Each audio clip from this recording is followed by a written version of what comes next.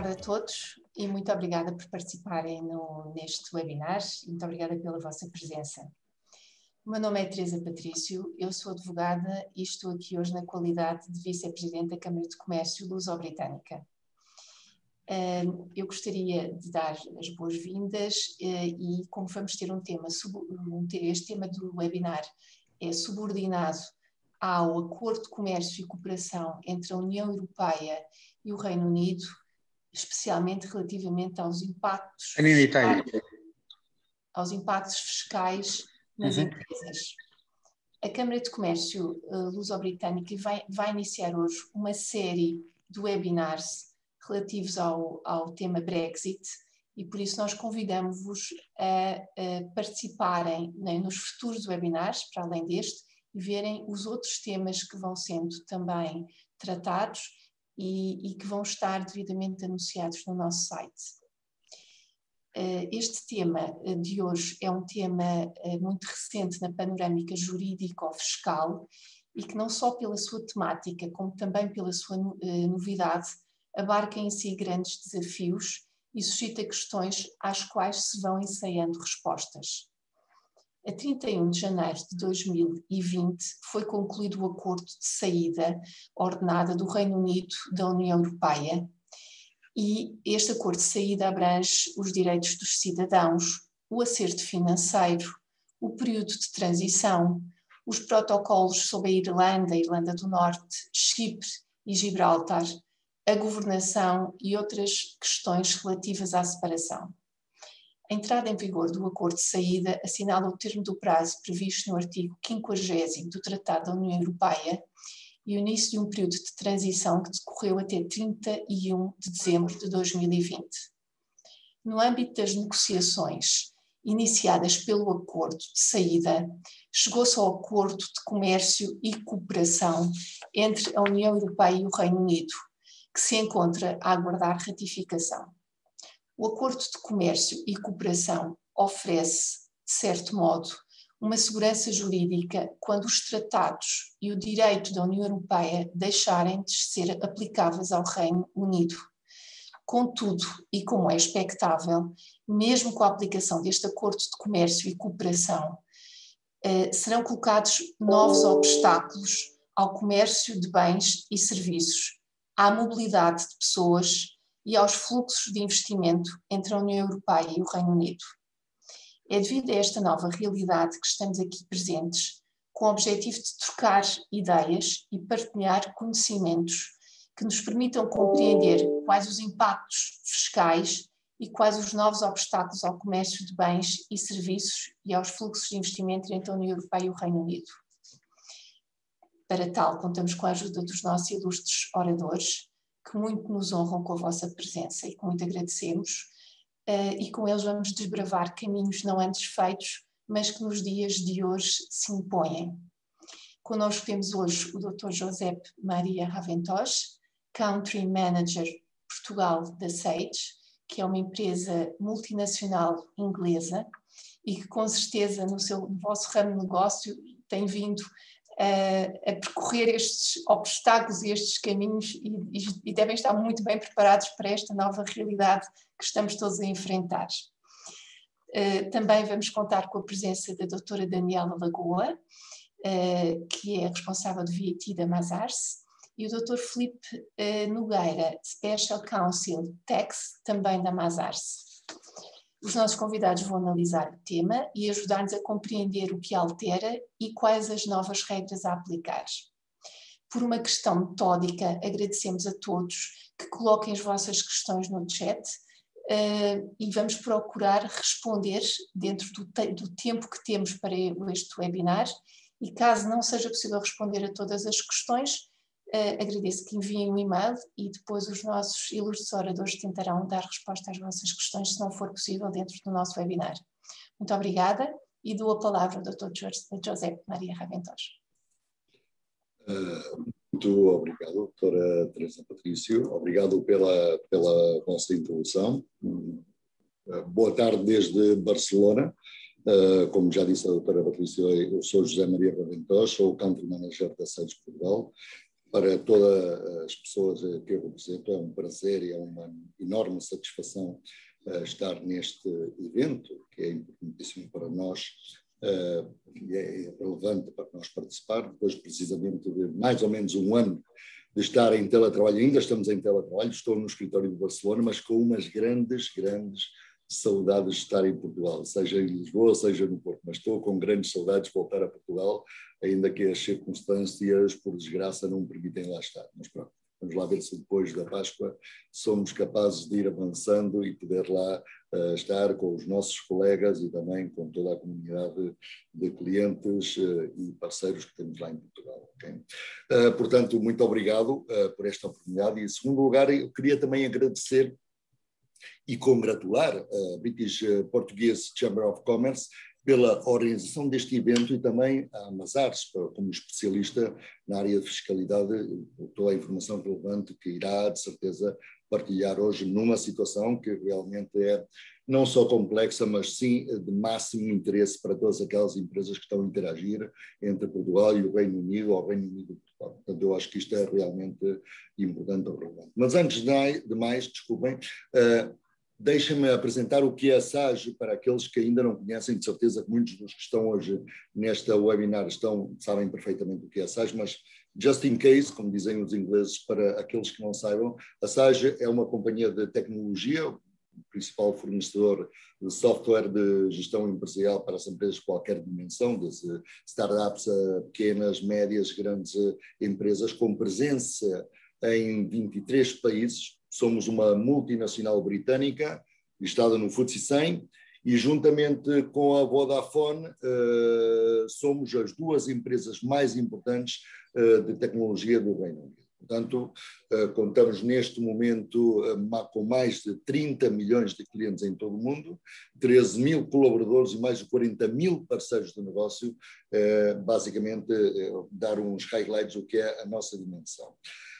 A SAGE está em Portugal já há 22 anos, entrou no processo de adquisições de líderes no mercado em Portugal, portanto, neste momento assumimos totalmente a liderança do mercado. Somos uma software house com o maior market share em Portugal, contamos já com mais de 60 mil clientes ativos que gerem os seus negócios com as nossas soluções de gestão. E esta posição de liderança faz que nós tenhamos uma grande responsabilidade para o tecido empresarial português nessa ação de apoiar as empresas nos seus processos de crescimento, transformação e acompanhamento em muitos casos, nessa internacionalização, desculpem, que estão a experimentar nos últimos anos. Okay? A nossa estrutura financeira é afortunadamente sólida e consolidada no mercado, a nível mundial e em Portugal. Temos permitido ajudar empresas de uma forma muito consistente, inclusivamente neste período de pandemia que estamos a sofrer, nomeadamente nos períodos de adversidade, como a crise e a mudança e a transformação que estão a viver as empresas neste momento de dificuldade, principalmente na retoma da atividade económica, que é um dos pontos de maior preocupação pela SAGE. Mas, basicamente, nós o que fazemos é, de alguma maneira, ajudar, além de fornecer tecnologicamente e ajudar tecnologicamente a essa evolução, a essa transformação, a essa digitalização das empresas que tanto se está a falar hoje em dia também, nesse âmbito ou nesse contexto da economia, também tratamos de ajudar as empresas à sua evolução nessa situação de dificuldade. Por que é que a SAGE se associou a este evento? Nos últimos tempos, na SAGE temos feito uma grande aposta no que respeita à partilha de conhecimento a todo tipo de empresas que são clientes nossos, não é? Seja conhecimento ligado à vertente mais cooperativa ou técnica, mas também aquele foco que é na parte legal e fiscal, porque nas nossas soluções também há uma parte importante de interação com o compliance ou com o que é a parte fiscal e contábil das próprias empresas. Portanto, essa é uma das razões principais pelas que estamos aqui. Neste momento, temos clientes na unidade de mid-market de empresas de grande dimensão, alguns deles aqui presentes, que temos e que sabemos que temos de estar juntos e sentir o impacto deste novo acordo nos seus negócios e, por isso, queremos também, uma vez mais, dar-lhes a oportunidade de participar gratuitamente neste evento de excelência, onde podem encontrar algumas das respostas às suas principais questões e, deixem-me já agora dizer, preocupações têm por parte dos melhores especialistas que vão estar hoje aqui. Eu, de certeza que o Brexit vai ter algumas questões de preocupação ou dificuldade nessa separação do contexto da comunidade europeia, mas também todas as crises, seja neste contexto ou outros, são oportunidades para aqueles que sabem aproveitá-las. Portanto, temos que estar dentro deste contexto, ver quais são as oportunidades e onde é que nós temos aí uma visão mais positiva deste contexto. Relativamente ao impacto do Brexit nas empresas portuguesas e como referia a SAGE, como empresa britânica, tem todo o interesse em perceber melhor quais são esses impactos do novo acordo e o que isto implica para as empresas em Portugal. Mas não quero alongar-me mais nestas questões e nestes detalhes, que serão certamente apresentados já de seguida pela Mazars, que são os especialistas no âmbito legal e fiscal, e também no contexto que já vai explicar e já explicou a British Chamber of Commerce do que está e o que vai acontecer. Não é? Portanto, muito obrigado a todos por a sua assistência e pela oportunidade que nos deram a nós de participar neste evento, e encontro-me, obviamente, como não pode ser de outra maneira, à vossa disposição para qualquer questão relativa à SAGE que vocês possam ter. Muito obrigado a todos. Muito obrigada também, Dr. José Maria Raventós, e agora vamos dar a palavra aos técnicos da Mazars, aqui os doutora Daniela e doutor Filipe, por favor. Sim, obrigado, e antes de mais também gostaria de agradecer o convite da British Chamber of Commerce para este evento, é com todo o gosto que também participamos, e cumprimento também a SAGE. Portanto, de facto, como já foi dito, é um tema desafiante, há aqui realmente várias alterações. Vamos focar então nos aspectos fiscais, IVA e aduaneiros, e portanto preparamos uma breve apresentação elencando realmente alguns dos temas e procurando ser o mais práticos e pragmáticos possíveis, e no fim estaremos disponíveis também para responder a algumas questões que tenham. Portanto, passava a palavra à minha colega Daniela, que irá partilhar aqui a apresentação, e depois iríamos percorrendo essa mesma apresentação e comentando os temas. Obrigada. Então, boa tarde a todos, cumprimentar todos os presentes e também, o meu nome é Daniela, sou manager da Mazar, e também não deixar aqui de referir que houve só um pequeno lapso, que sou manager, o Filipe Nogueira é de facto o responsável pela área do IVA da Mazar em Portugal. Portanto, já tendo tido aqui uma breve introdução, vou então passar a partilhar os nossos slides que preparamos para que possamos então iniciar. Penso que já estarão a ver. Ok. Pronto. De facto, a nossa apresentação centrar-se-á nas questões mais fiscais do Brexit, aqui os impactos de IVA e também de direitos aduaneiros, porque de facto o acordo celebrado, entretanto, de cooperação trouxe aqui alguma clarificação teórica, mas o que temos visto na prática é que há situações todos os dias em que de facto temos uma regra no acordo, mas depois ultrapassá-la na prática não tem sido assim tão fácil pela novidade e por todas as questões de facto práticas que se colocam. A nossa apresentação começa com um slide mais teórico, em que enunciaremos as principais consequências ao nível do IVA e direitos aduaneiros, mas depois tentámos fazer sempre algo mais prático a respeito do primeiro slide, terminando depois com 2 case studies de situações a que já fomos expostos e que poderão também ser as situações dos participantes que estão aqui hoje. Passando então aqui aos principais... Peço desculpa. Queria só tirar daqui este, não sei se consigo. Portanto, passando aqui aos principais impactos teóricos que resultam do Brexit e da saída do Reino Unido. Portanto, quem lida sempre ou muito maioritariamente com IVA perceberá que uma das principais consequências resulta na qualificação das transações. Portanto, anteriormente, uma empresa em Portugal que efetuasse uma venda de bens para o Reino Unido estaria a fazer uma transmissão intracomunitária, hoje em dia estará a fazer uma exportação. Da mesma forma que na aquisição estaria a fazer uma aquisição intracomunitária e hoje em dia fará uma importação. Esta qualificação não tem só impactos em termos da terminologia, existem desde logo aspectos fiscais que têm que ser acautelados, nomeadamente porque quando nos focamos na venda de bens para um país terceiro, como é agora o caso do Reino Unido, há uma isenção de IVA que poderá ser aplicável e há todo o interesse para o operador económico em que o seja, havendo, contudo, tratando-se agora de uma venda para um país terceiro, documentação a ter em conta para que se possa provar esta saída dos bens.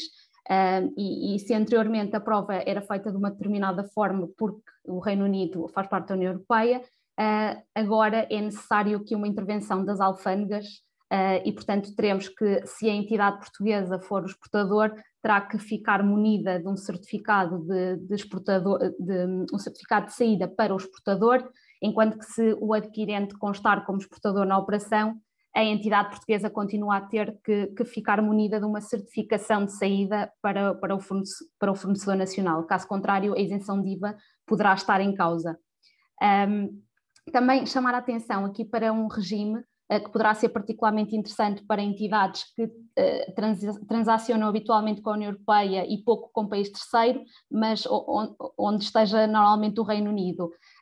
De facto, o IVA da importação tendemos a pensar que é sempre pago na alfândega e de facto pode sê-lo, sendo depois recuperado via declaração periódica, mas há cerca de 3 anos atrás existe já um regime que implica que possamos, que mediante uma adesão e mediante o cumprimento de determinados requisitos que são de fácil acesso, o operador económico, quando faz uma importação, possa pagar o IVA na declaração periódica e não na alfândega. Isto é bastante benéfico porque evita uma saída de cash na altura em que o bem chega à alfândega, imposto esse que depois só pode ser recuperado por vezes alguns meses depois na declaração periódica. Com a adesão ao regime, efetua-se a liquidação na declaração periódica e a dedução simultaneamente.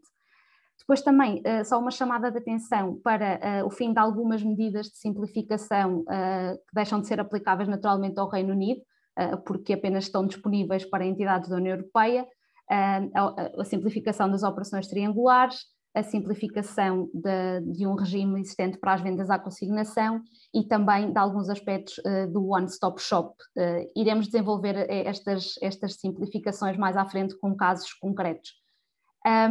Outro alerta, a necessidade... Sobre o... Daniel, vou só introduzir só aqui uma nota breve, claro. Portanto, se bem que depois se calhar também vamos desenvolvê-la, mas de facto os regimes one-stop shop e mini one-stop shop, mas o mini one-stop shop já está em vigor, o one-stop shop é um alargamento desse regime e que em linhas muito gerais permite de forma, permite o cumprimento das obrigações declarativas a partir de um único Estado-membro, portanto simplifica bastante essas obrigações declarativas, também chamadas de compliance, e que, como referiu a Daniela e bem, portanto, o Reino Unido estando fora, digamos, não tem este regime de forma automática, mas pode aderir a ele, obriga a pelo menos um registro na União Europeia, porque o regime é possível ser utilizado também por entidades de fora da União Europeia, obriga a que se registrem num país da União Europeia.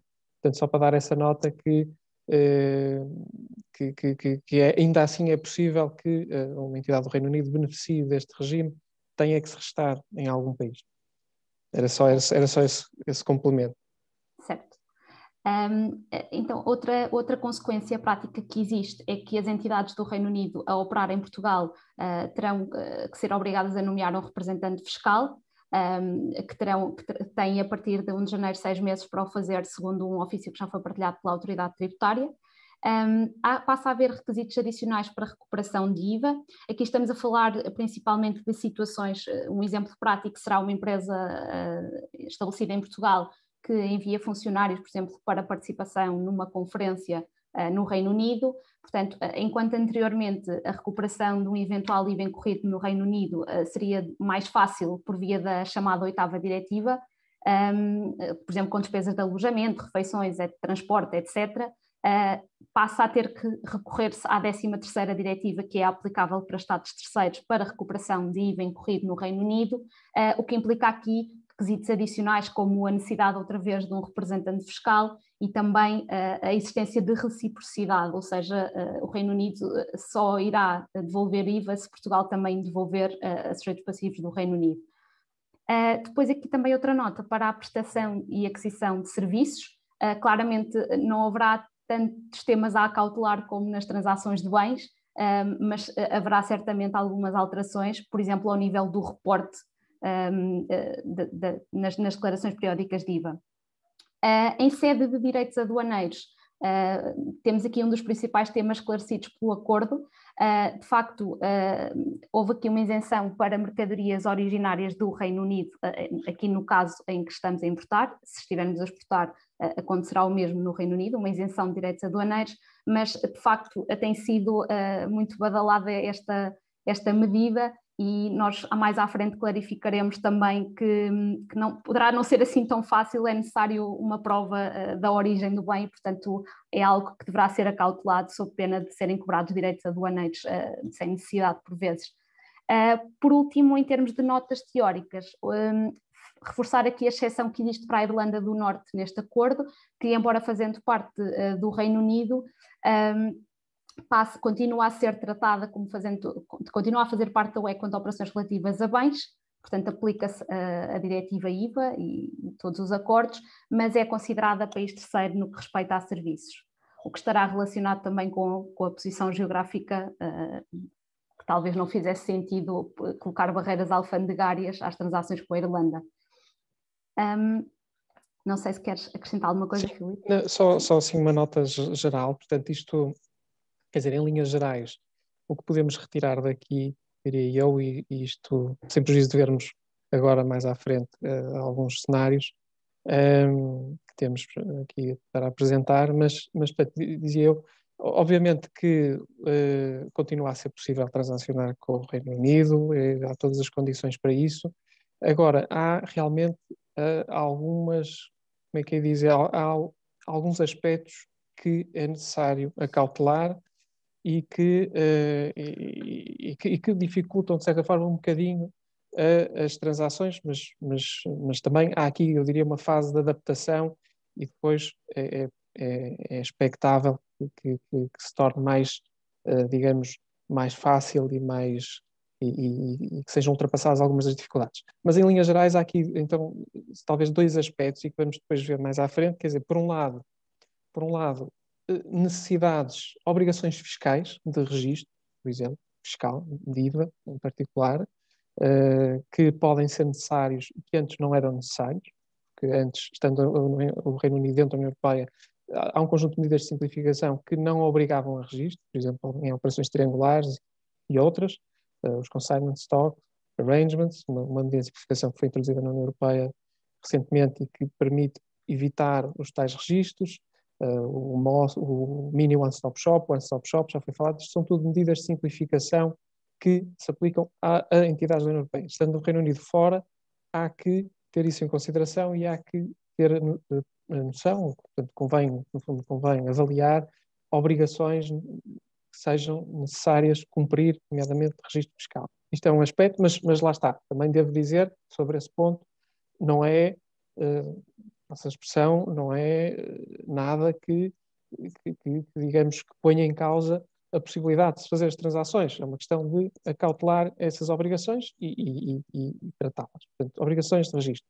O segundo aspecto, a questão dos direitos aduaneiros, que de facto eu acho que esta questão, como é que dizer, aqui para mim, eu acho que tem que haver alguma evolução ainda nas regras, porque tal como está, parece simples, mas não é nada simples e pode criar reais problemas nas transações, porque estão em causa direitos que depois não são recuperáveis. Portanto, ao contrário do IVA, que é normalmente dedutível, portanto o IVA é pago, mas é deduzido e portanto depois não há, no fundo, aqui um custo para a empresa.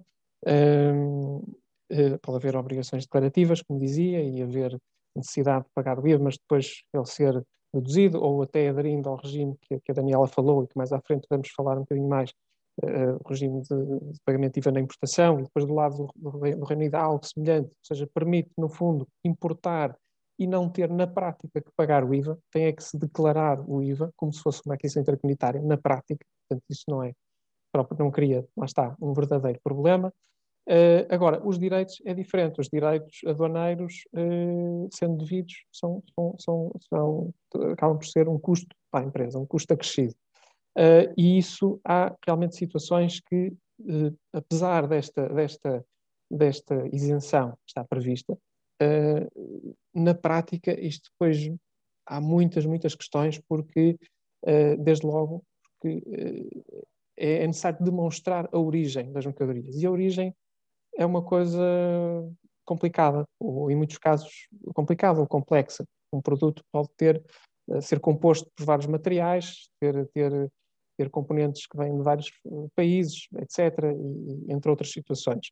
Portanto, resumindo e concluindo, há aqui, portanto, obviamente que o Reino Unido continuará a ser, sem dúvida, não tenho dúvidas, um parceiro importante de Portugal e que continuará a seguir transações, sem dúvida, com um peso muito relevante para todos, para a nossa economia. Agora, há que ter em consideração estes aspectos fiscais e aduaneiros que têm que ser acautelados. Portanto, resumindo, acho que é isso, e agora veremos aqui alguns casos mais concretos. Okay. O primeiro caso que temos aqui é o das operações triangulares. Portanto, até 1 de janeiro até 31 de janeiro de 2020, antes de 1 de janeiro de 2021, uma transação cujos bens fossem enviados diretamente de França para Portugal, mas em que o adquirente é uma entidade do Reino Unido, que depois vai faturar então à entidade portuguesa, poderia beneficiar de uma simplificação, e a simplificação traduz-se no facto de que esta transação seria apenas tributável em Portugal, no chamado Estado-membro 3. Isto resulta de uma simplificação prevista no regime das transações intracomunitárias de bens, que deixa desde logo a saída do Reino Unido ser aplicável ao Reino Unido, e, portanto, uma transação como a que temos aqui a partir de 1 de janeiro de 2021 não poderá ocorrer da forma que ocorreria, uma vez que não é possível aplicar essa medida de simplificação. Portanto, nas situações que temos tido e em que existem dúvidas de acordo com este tipo de operações, o que temos aconselhado é que a entidade do Reino Unido terá que acontecer de facto alguma coisa para que a operação não se torne ineficiente em termos de IVA, e, portanto, uma das soluções poderá ser o registro da entidade do Reino Unido, por exemplo, em França, no Estado-membro 1, efetuando-se uma transmissão local da entidade francesa para o registro de IVA da entidade do Reino Unido, e depois, então, uma transmissão intracomunitária de bens para Portugal, sendo o IVA também devido em Portugal. Em alternativa, poderá a entidade do Reino Unido registar-se em Portugal, efetuando depois uma aquisição intracomunitária de bens à França e fazendo uma venda local à entidade portuguesa. Portanto, aqui mais uma vez não há a simplificação de evitar um registro de IVA e, portanto, mais um custo, no fundo, para as entidades do Reino Unido que pretendam participar deste tipo de transações.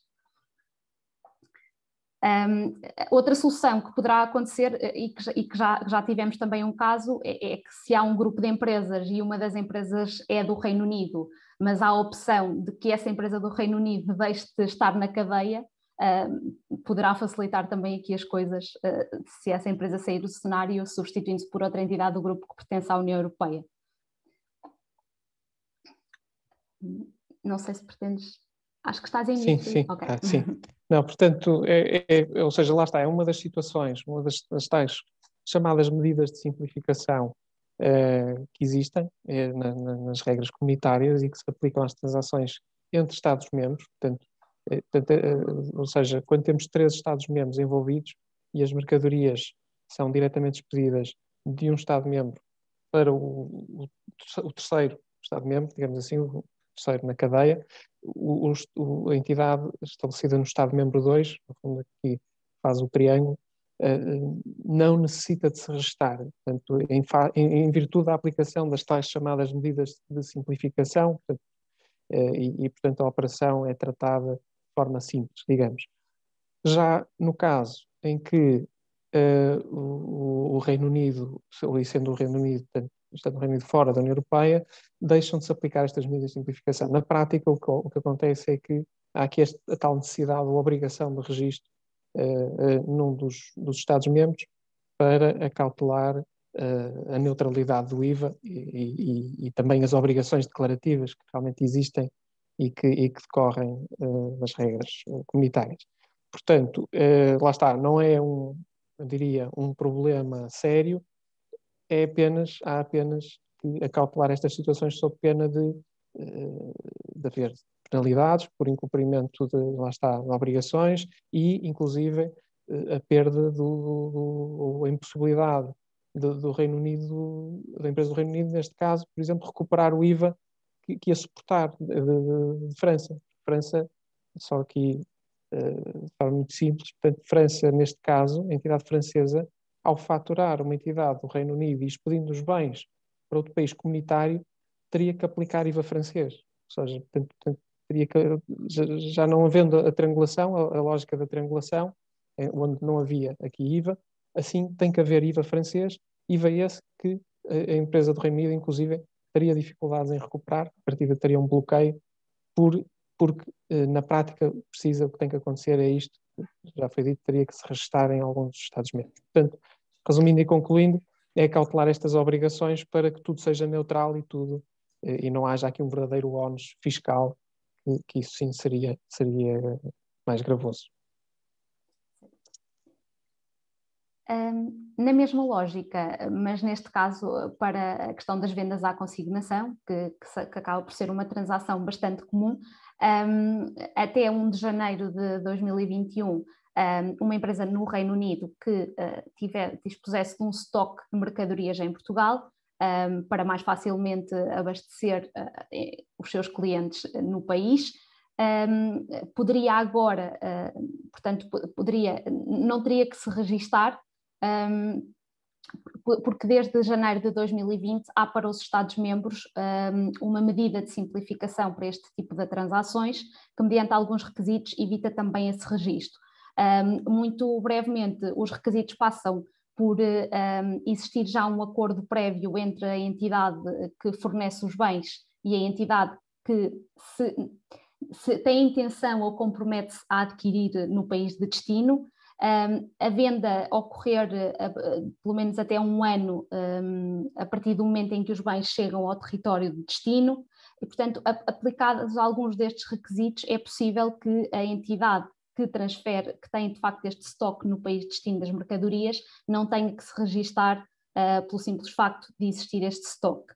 De facto, esta medida é aplicável para os Estados-membros a partir de 1 de janeiro de 2020, por força da Diretiva 1910/2018, mas a partir de janeiro de 2021 deixa de ser aplicável naturalmente ao Reino Unido, que ainda que preenchesse aqueles requisitos e que faça a venda de 1 ano e que tenha um acordo existente, não poderá naturalmente beneficiar, uma vez que esta simplificação decorre da diretiva. E, portanto, neste caso, havendo este estoque de mercadorias da entidade do Reino Unido em Portugal, a empresa do Reino Unido terá que se registar, uma vez que dispõe de mercadoria em Portugal, que está ainda na sua propriedade antes de ser vendida ao cliente português. Estes registros, só uma nota, estes registros naturalmente depois implicarão sempre a necessidade de um representante, como vimos no início, o que acaba por também aumentar um pouco os custos da entidade. Certo, é isso. Portanto, aqui mais uma vez, portanto, à semelhança do caso anterior, é algo que, portanto, não invalida de todo, portanto, o facto do Reino Unido estar fora da União Europeia não invalida de todo a possibilidade de efetuar este tipo de transações, portanto, envio de mercadorias à consignação, bastante usual em alguns setores, e que simplesmente não, lá está, o Reino Unido, por estar fora da União Europeia, não beneficiará desta medida de simplificação, que aliás é recente, diga-se, até é só em janeiro, desde janeiro de 2020, é que passou a existir uma medida que, para as entidades europeias, permite evitar esta necessidade de registro. Portanto, na prática, o fornecedor envia a mercadoria, isto dentro da União Europeia, portanto, falando dentro da União Europeia, um fornecedor comunitário que envia mercadoria à consignação para um cliente, por exemplo, português, isto sempre entre sujeitos passivos, na prática pode tratar esta transação como uma intracomunitária simples, sem necessidade de registro. Ou seja, porque o que acontece, o que acontecia antes, e que é o que vai na prática verificar-se com o Reino Unido, é que o fornecedor, pelo envio das mercadorias para Portugal, tem que se restar em Portugal e declarar esta transação como uma aquisição intracomunitária, no caso do Reino Unido, como uma importação, com consequente pagamento do IVA, mas que pode ser feito, como já vimos, por autoliquidação, aderindo à opção de pagamento na declaração, portanto é autoliquida e deduz, portanto é neutral, mas tem que fazer tem que ter essa, portanto, tem essa obrigação declarativa, tem que se restar, tem que declarar, entregar as declarações de IVA, portanto declara e de seguida, que é no momento em que há a efetiva retirada das mercadorias de estoque, portanto, ou seja, no fundo, quando se efetiva a venda das mercadorias, então há que emitir uma fatura pela venda e com o respectivo tratamento em IVA devido. Portanto, ou seja, resumindo e concluindo, e falando do caso do Reino Unido, que é o que está aqui em causa, portanto, a entidade que envia a consignação tem que se registrar, portanto, figurará como importer of record neste cenário, em que é o fornecedor que traz as mercadorias e que, portanto, não as transmitiu ainda ao seu cliente, declara a importação, o pagamento do IVA pode ser neutral, como vimos, e depois, no momento da venda, terá que faturar e liquidar o IVA respectivo ao cliente. Portanto, é uma obrigação declarativa de registro, mas, obviamente, não põe em causa que se realizem estas transações, simplesmente há que acautelar e cumprir com os tais requisitos. É isso. Aqui, novamente, um aspecto prático, mas mais para transações realizadas entre empresas e individuais, as chamadas B2C, nas vendas intracomunitárias de bens à distância.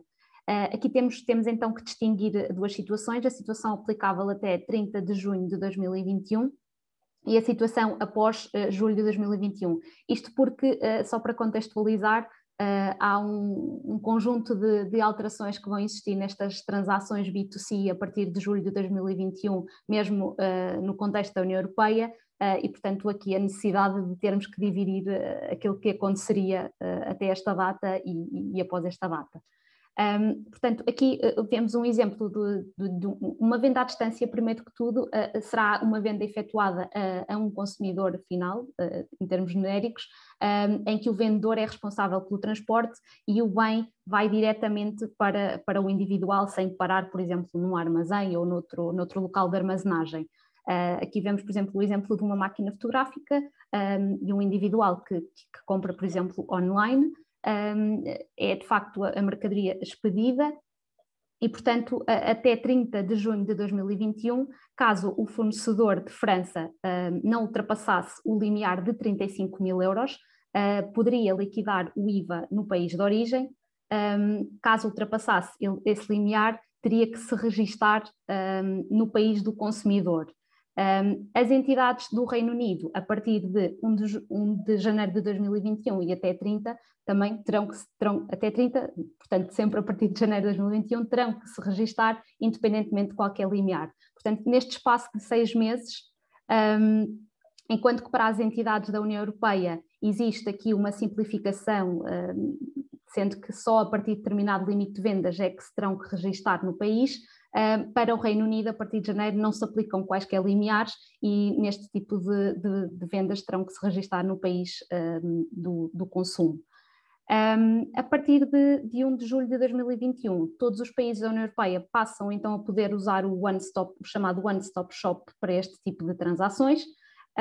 Portanto, uma máquina fotográfica que fosse enviada também de França, mas já a partir de julho de 2021, a entidade francesa não teria que se registar, podendo em França usar o chamado One Stop Shop para liquidar o IVA que seria devido sobre esta transação em Portugal.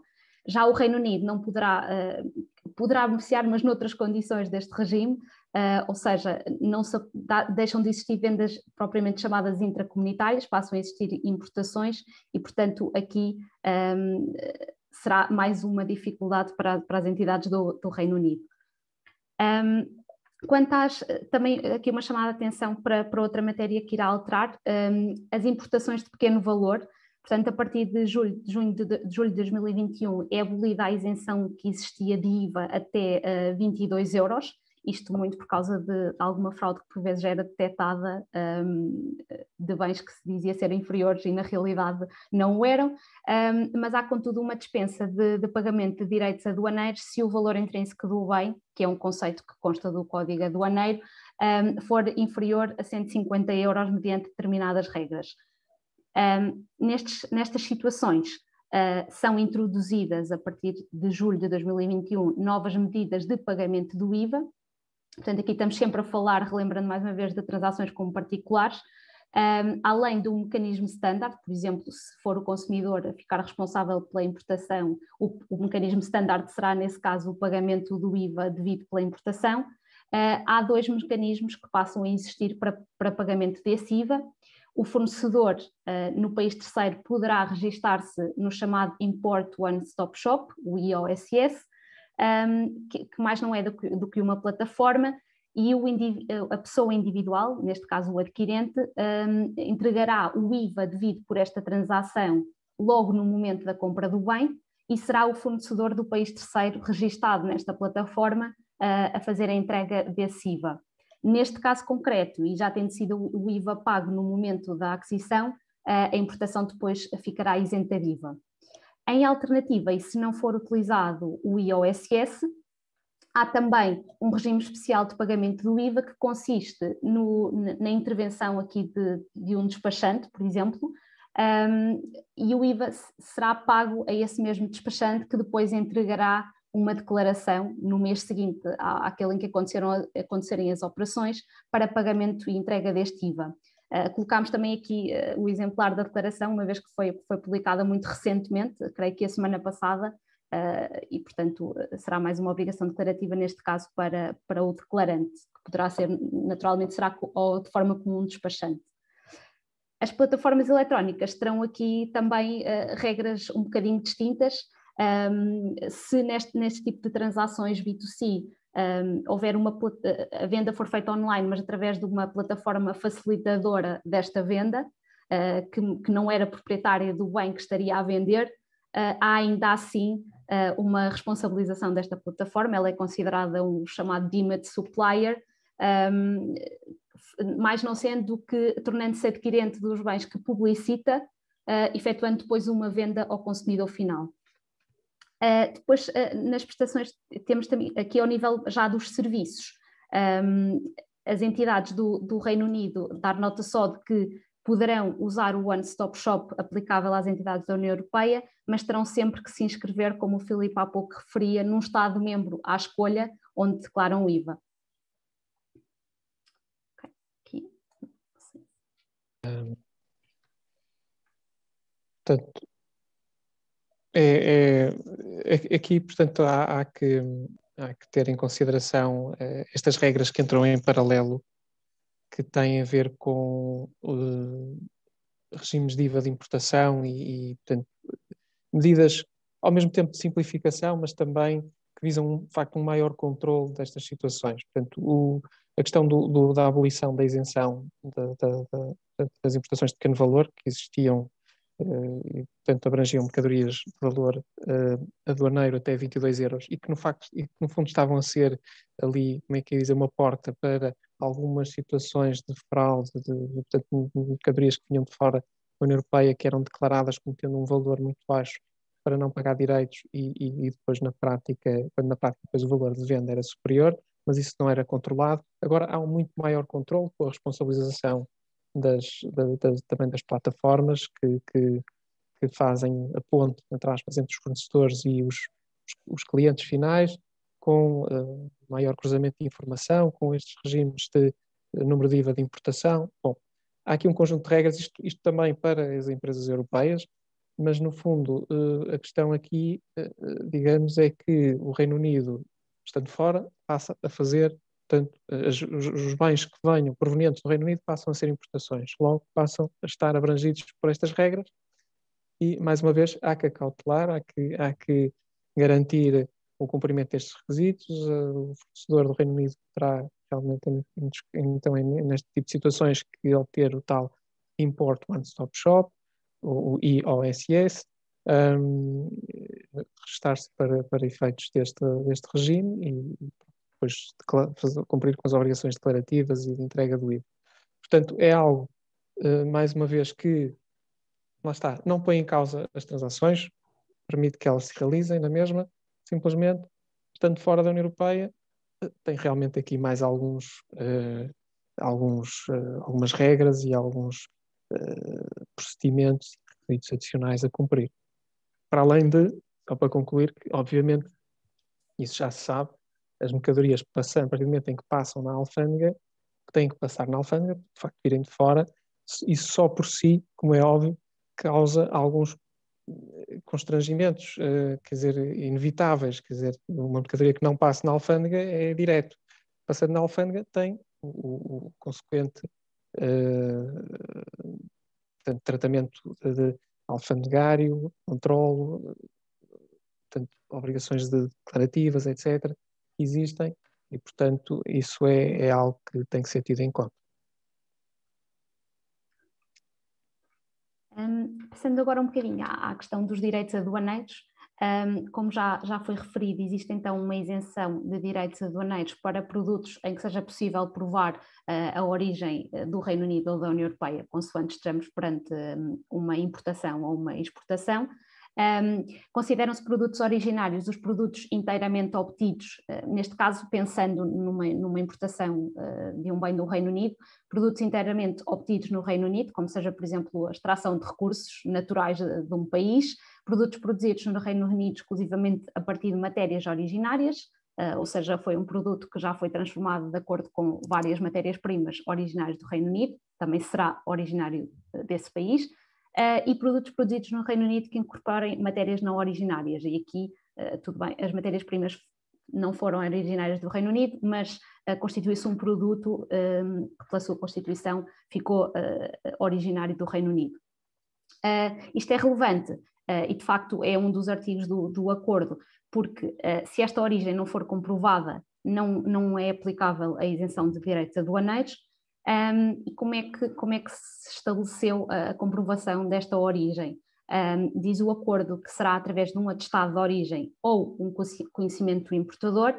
O atestado de origem será um documento emitido pelo exportador, enquanto que o conhecimento do importador, e isto acaba por ser um pouco inovador, será apenas, e sem intervenção da alfândega, um conjunto de informações que o importador reuniu e que terão alguma fundamentação e através do qual o mesmo irá indicar que o produto tem origem. Parece um pouco... Parece que existe aqui uma simplificação, mas de facto há uma responsabilização do importador por esta informação que transmite e ela poderá sempre ser objeto de verificação, portanto deverá sempre ser algo fundamentado. No caso de uma exportação de uma entidade portuguesa para o Reino Unido, é relevante referir que para o atestado de origem, se tiver sido esse o meio acordado de prova da origem, o exportador em Portugal, se for emitir esse certificado, terá que ter um número EORI e estar registado enquanto exportador registado no sistema REX. Aqui exemplificamos apenas uma situação mais prática de um bem que seja de facto importado do Reino Unido, apenas para dar algumas recomendações que poderão ser importantes numa contratação deste género. Será sempre importante que haja algum tipo de acordo com o fornecedor quanto à forma como se irá aprovar esta origem. uma vez que, caso a empresa portuguesa seja a responsável pela importação, também o que vai depender sempre do Incoterm acordado, essa empresa portuguesa será sempre a responsável por provar a origem do produto, portanto, será sempre recomendável que nestas negociações de aquisições se tenha em consideração a forma como o fornecedor pretende provar a origem, se essa for a responsabilidade dele. Será sempre recomendável a intervenção de um despachante, porque naturalmente serão quem estará melhor posicionado para lidar com todos estes temas. Aqui só uma nota para caso o produto que é importado do Reino Unido fosse depois expedido não para a União Europeia, mas fora, e caso não seja possível provar a origem, há sempre a possibilidade de importar, efetuar aqui a aquisição e declarar a mercadoria num regime suspensivo para que não sejam devidos direitos sobre esta transação, caso não seja possível provar a origem. Ok, passando, não sei se... Sim, só, não, é só uma nota breve, portanto aqui, lá está, coloca-se a questão da origem, que é muito importante para a isenção ou não de direitos aduaneiros. Portanto, dito de outra forma, só há isenção de direitos aduaneiros se for possível demonstrar a origem, que é algo, como vimos, portanto, a origem do Reino Unido, falando de uma importação em Portugal, terá que haver, portanto, de bens provenientes do Reino Unido, terá que ficar demonstrada a origem no Reino Unido. E a origem no Reino Unido não é apenas de onde é que as mercadorias vêm, é de facto se são originárias ou não do Reino Unido, e isso envolve muitas vezes olhar a processos de fabrico, a proporção, ao peso que cada componente tem e a origem dos componentes. Portanto, é algo realmente complexo e que pode, de facto, em vários casos, onde a mercadoria, apesar de estar a ser expedida do Reino Unido, na prática não tem origem, não tem aí origem e origina depois, portanto, obriga o pagamento de direitos aduaneiros na importação. Dito isso, há depois que, portanto, caso haja lugar a direitos, e sendo os direitos, como sabemos, portanto, um custo, bottom line, portanto, afeta diretamente a margem das empresas, portanto, o custo das suas compras, no fim do dia, a sua margem, há que avaliar eventuais soluções. Portanto, pode haver, apesar disso, soluções que possam tornar mais eficiente a cadeia de produção ou comercialização, como sejam regimes aduaneiros suspensivos ou outras soluções que possam fazer sentido e que sejam possíveis. Portanto, resumindo e concluindo, é esta a nota portanto, aliás, estou a ver aqui uma nota que colocaram e bem, portanto, a questão da origem é uma coisa e procedência é outra, exatamente, ou seja, tem a ver também com aquele exemplo que eu estava a dar, os bens são enviados do Reino Unido, mas não quer dizer que tenham origem no Reino Unido, a origem é de facto algo distinto. Ok, portanto acho que é este o tema. Nós passamos então, já sei que estamos um bocadinho em cima da hora, mas temos só aqui 2 case studies que também gostaríamos de partilhar sobre situações com as quais já lidámos. O primeiro deles é relativamente a uma situação B2B, ou seja, uma transação entre empresas, de uma empresa portuguesa cliente que fornece produtos de lar para uma grande cadeia de supermercados no Reino Unido. Deparou-se de facto com a situação do fim do período de transição e, portanto, colocavam-se aqui duas questões. Estes produtos passam a ser uma exportação em vez de uma transmissão intracomunitária e há, portanto, no Reino Unido formalidades aduaneiras a cumprir, as quais o cliente do nosso cliente não estaria interessado em ficar responsável por. Nesse sentido, se a cadeia de supermercados pudesse ser, se a cadeia de supermercados constasse nesta transação como importadora na presente operação, o cliente então do Reino Unido seria responsável pelo pagamento do IVA e dos direitos que fossem devidos, se fossem devidos. Nesta situação, o cliente não estava disponível para tal e, portanto, teria que ser a empresa portuguesa o importador, e neste caso poderia registar-se no Reino Unido, ou então decidir constituir uma empresa, uma sucursal ou mesmo uma entidade no Reino Unido.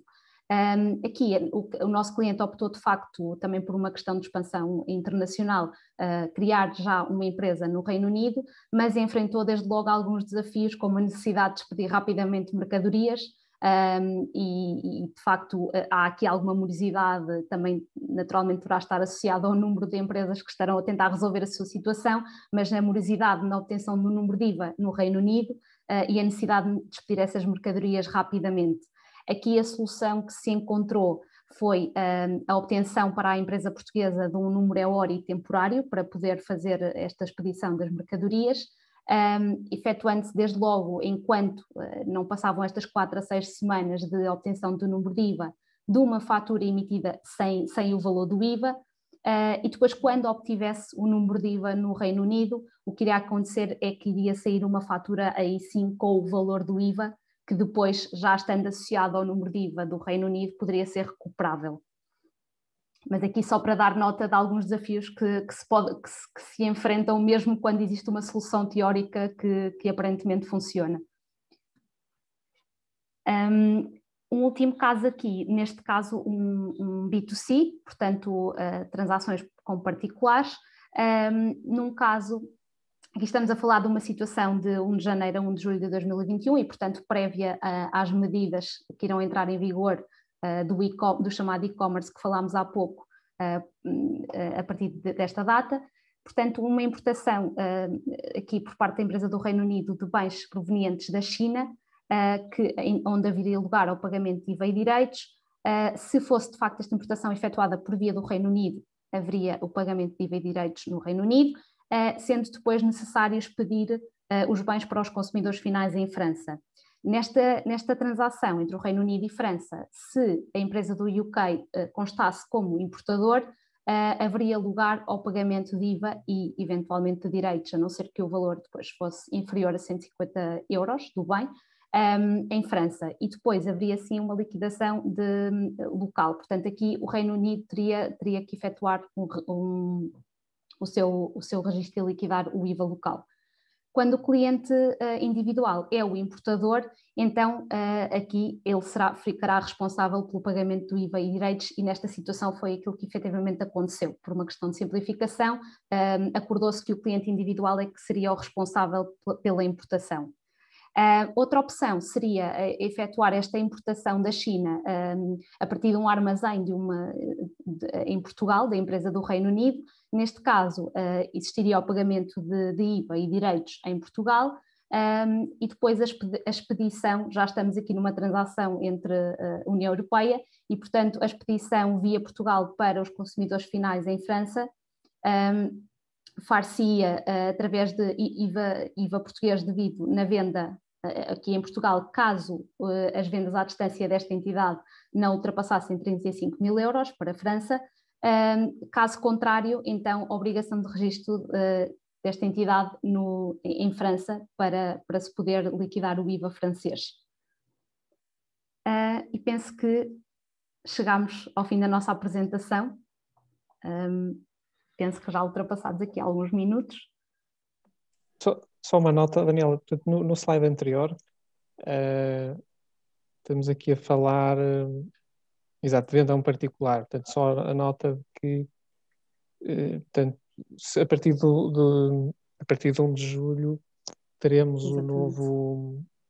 as novas regras, portanto, para vendas que referimos também em slides anteriores. Portanto, ou seja, passa a haver um limiar global de 10 mil euros e que, a partir do qual é necessário, portanto, ao invés dos 35 mil que estão aqui, e que eram, aliás, depois país a país, ou seja, um limiar para a França, um limiar para a Alemanha e por aí fora, a partir de 1 de julho, que há um limiar global de 10 mil euros. Isto estamos a falar de vendas B2C, portanto, vendas para particulares. E o que acontece é que, ultrapassado esse limiar, que é menor, um valor inferior, portanto, é global, portanto, é mais fácil que seja ultrapassado. obrigará à necessidade de liquidar IVA do país de consumo. A questão, mas por outro lado, há o tal regime One-Stop Shop que visa precisamente simplificar as obrigações. Portanto, a empresa, em vez de ter que se registar em cada um dos países, consegue, através do seu próprio país de estabelecimento, no caso, imaginemos que é uma empresa portuguesa, entrega o IVA devido em cada, declara em Portugal, e na prática depois é feito um pagamento único e depois é o próprio Estado português que faz, portanto, ao abrigo de um acordo entre os vários Estados, que depois fará a entrega do imposto a cada país. Pronto, portanto, é só para dizer que há aqui, o que está aqui é a regra atual. A partir de 1 de julho temos uma regra nova que é um pouco diferente nisto nas vendas B2C apenas. Certo. Penso que concluímos por sim, aqui. E portanto exatamente, agora talvez haja tempo para uma ou duas questões. Temos aqui já 2 ou 3 questões. Um comentário era se iriam falar sobre serviços e não só sobre bens, dos serviços prestados do Reino Unido a Portugal. Penso que as regras são diferentes, não é? Relativamente a bens e serviços. Este não é bem uma pergunta, é muito mais um comentário, não é? Mas há muita coisa a dizer, com certeza, não é? Porque as regras são diferentes. Exato, exatamente. Agora, vamos lá ver, em termos de serviços, diria que não há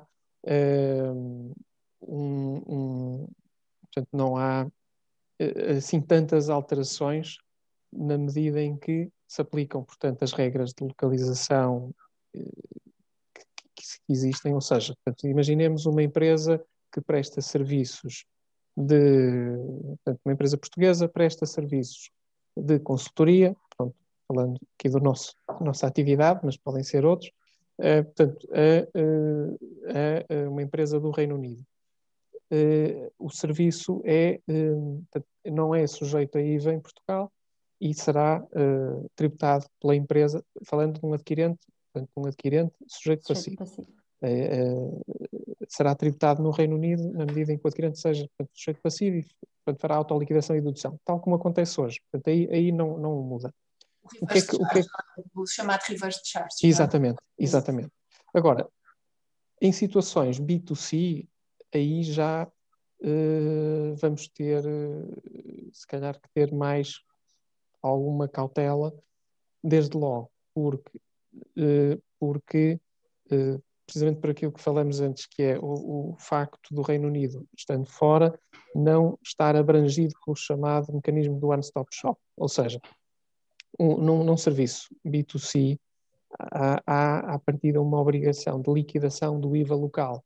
Ou seja, portanto, uma empresa portuguesa que preste serviços a um particular noutro Estado-membro terá que liquidar IVA local. Ou seja, terá que entregar IVA, vamos supor que é um particular em Espanha, teria que liquidar IVA em Espanha. Isto depois há muitas exceções, eu também não queria entrar aqui em muitos detalhes, porque senão torna-se demasiado complexo, mas por exemplo, só para dar uma nota, se forem serviços de telecomunicações, já há uma regra específica que admite que até 10 mil euros não tem que se restar. Bom, mas dito isso, o que acontece é que, sendo, portanto, uma empresa do Reino Unido, já não tem, por exemplo, esta simplificação dos 10 mil euros, o One-Stop Shop já não se aplica, ou aplicar-se-á só no sentido contrário, e mesmo assim obriga a empresa do Reino Unido, enquanto fornecedora, a restar-se. Portanto, resumindo e concluindo, dito de uma forma simples, porque senão teremos que entrar aqui em muito detalhe, eu diria que é, no que for B2B, não há grandes diferenças. No B2C há mais questões e mais dificuldades. Sendo que no B2B, só para concluir também, para não ficar, não induzir em erro, há situações onde tem que haver IVA local, mas que já acontece no caso, por exemplo, um serviço de construção tem IVA no local onde está o imóvel, independentemente do adquirente. Portanto, se uma empresa portuguesa fatura um serviço que é visto como um serviço de construção relacionado com o imóvel que está em Portugal e fatura uma empresa espanhola, tem que liquidar IVA português. O que acontece E a mesma coisa se faturar a uma empresa do Reino Unido, tem IVA português. Depois o que há é a empresa do Reino Unido tem que utilizar um mecanismo de reembolso próprio para as entidades que estão fora da União Europeia, que é o chamado reembolso ao abrigo da 13ª diretiva. Portanto, ou seja, em situações onde uma empresa do Reino Unido tenha que suportar IVA, no caso, falando de Portugal, português, terá que utilizar um mecanismo de reembolso especificamente previsto para entidades de fora da União Europeia. Portanto, em linhas gerais, eu acho que é isto. Depois, claro, há casos concretos que podem suscitar dúvidas, pode ser necessário avaliar melhor. Mas, digamos, não há assim tantas mudanças, eu diria, do que nos serviços, enquanto que nos bens há. Desde logo passam a ter que passar uma alfândega, passa a haver a questão dos direitos, obrigações de registro, muitas vezes. Portanto, nos bens é onde eu diria há mais impacto. Agora, pode haver há algumas questões a acautelar nos serviços. Perfeito, obrigada. Eu vou apenas colocar mais uma questão. Já estamos a chegar ao limite do tempo, mas vou aproveitar só. Há aqui uma questão que é: como se processa de forma fiscal e contabilística as faturas de publicidade das plataformas referente aos imóveis que estão para alojamento local em Portugal?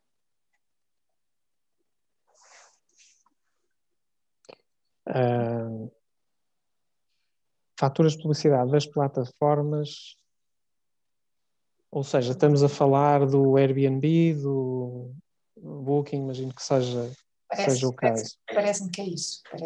Sim, já está aqui, sim. Ok. Portanto, de imóveis que estão para alojamento local em Portugal. Portanto, essas faturas, lá está, temos que... portanto, aplica-se o que eu dizia, portanto, acaba por ser uma regra semelhante ou idêntica à que temos hoje. Não é? Ou seja, temos uma fatura de uma entidade, portanto, esta entidade poderá, lá está, estar estabelecida no Reino Unido. Admito que a pergunta tenha também a ver com isso, portanto, estará estabelecida no Reino Unido e faturará uma entidade em Portugal que é a proprietária do estabelecimento ou do alojamento, não é? Do imóvel, do respectivo do alojamento, onde é prestado o serviço de alojamento. Portanto, é um serviço B2B, portanto, fornecedor e adquirente são sujeitos passivos. Aplica-se a regra de localização geral, neste caso, em que o adquirente, sendo sujeito passivo, trata o IVA, portanto, é um serviço tributado cá em Portugal, em que, e portanto, tem que autoliquidar e reduzir o IVA tal como fazia antes, independentemente, portanto, independentemente de agora o Reino Unido estar dentro ou fora da União Europeia, esta regra mantém-se, portanto, lá está, não há, como eu dizia, nos serviços acaba por não haver assim tantas diferenças, portanto, e neste caso concreto eu diria mantém-se tudo na mesma. Há uma autoliquidação e dedução do IVA em Portugal pelo adquirente dos serviços de publicidade, ainda que faturados numa empresa do Reino Unido. Perfeito. Depois há aqui uma questão também que surge, que é sobre a prova de origem dos produtos. Eu acho que isto vai ser escrito muita coisa e vai ser, em termos práticos, penso que vai ser a grande complicação. Eu vejo até em termos negociais, depois o importador e o exportador eles têm de comunicar determinadas informações para quem assume a responsabilidade de ser o importador, quase tem de se fazer uma due diligence ao produto, e até que ponto é que também isso não há aqui uma perda do próprio sigilo do produto, não é? E da forma como o mesmo, no fundo, estão a entregar o ouro ao bandido, se me permitem esta expressão, de certo modo. Portanto, eu acho que em termos práticos, também eu fico com essa dúvida, e é uma das dúvidas que nos surge aqui. Depois, penso que há aqui um senhor que é despachante oficial, Ricardo Oliveira, que diz que responde que é mediante a análise concreta do produto, a sua específica regra de origem. Portanto, presumimos que isto há regras específicas para cada tipo de produto, ou há parâmetros para calcular esta origem dos produtos? Sim, há regras de facto para determinar. Daniel, não sei se queres comentar. Sim, o acordo prevê de facto 2 anexos. Eu creio que um será para produtos genéricos e o 2 tem alguns produtos específicos. Aqui eu acho que um bom conselho será sempre neste tipo de transações, já até na parte da negociação, será sempre recomendável perceber, no caso de estarmos a falar de uma empresa portuguesa que irá adquirir um produto do Reino Unido, será sempre benéfico tentar que a prova seja um atestado do próprio exportador, porque ele saberá melhor e terá melhor conhecimento sobre a origem desse produto, mas depois é sempre necessário ponderar que se a responsabilidade da importação for da empresa portuguesa, há sempre aqui uma responsabilidade interligada, portanto é mesmo uma matéria que deve ser ponderada, vista de acordo com o produto específico que está em causa, e ter em conta também quem é que será benéfico ser responsável não só por provar a origem, porque pode ser o exportador via atestado de origem ou o importador pelo conhecimento do importador, na alfândega, e portanto será sempre benéfico se conseguir deixar essa prova do lado do exportador, tanto melhor. Não deixando assim o importador de tentar perceber ele próprio e ter informação de suporte de que possa estar munido para referir que de facto tinha condições para perceber que a origem era do Reino Unido.